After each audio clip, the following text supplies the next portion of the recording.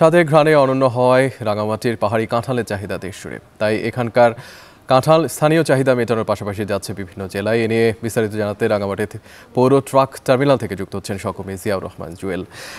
জুয়েল, জানতে চাই যে এবার রাঙামাটিতে কাঁঠালের ফলন কেমন হয়েছে, পাশাপাশি কত টাকার বেচা কেনা হতে পারে পুরো জেলায় কাঁঠালের? বিপ্লব, আপনি জানেন যে রাঙামাটির যে পাহাড় সেটি আসলে কাঁঠাল উৎপাদনের জন্য অনন্য। একই সঙ্গে এখানকার মাটি এবং আবহাওয়া খুবই চমৎকার কাঁঠাল উৎপাদনের জন্য।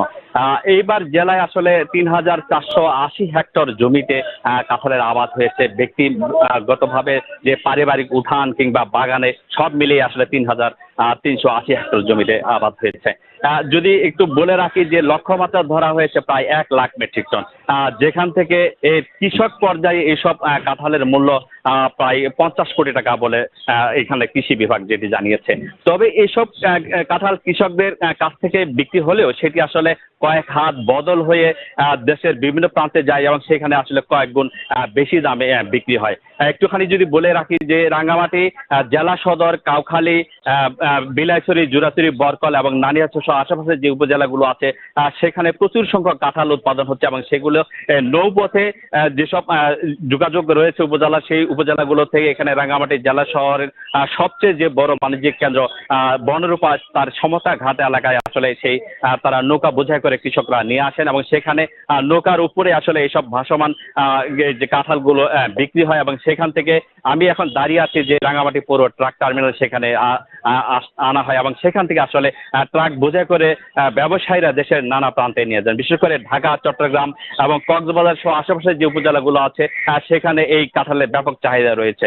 একটুখানি বলে রাখি যে এই কাঁঠালের স্বাদ এবং এর যে মিষ্টতা রয়েছে এবং এইগুলো আসলে প্রাকৃতিকভাবে বেড়ে উঠে বলে এইসব কাঁঠাল আসলে কোনো রাসায়নিক ব্যবহার করা হয় না, এমনটাই দাবি করছেন এখানকার যারা চাষি রয়েছেন তারা।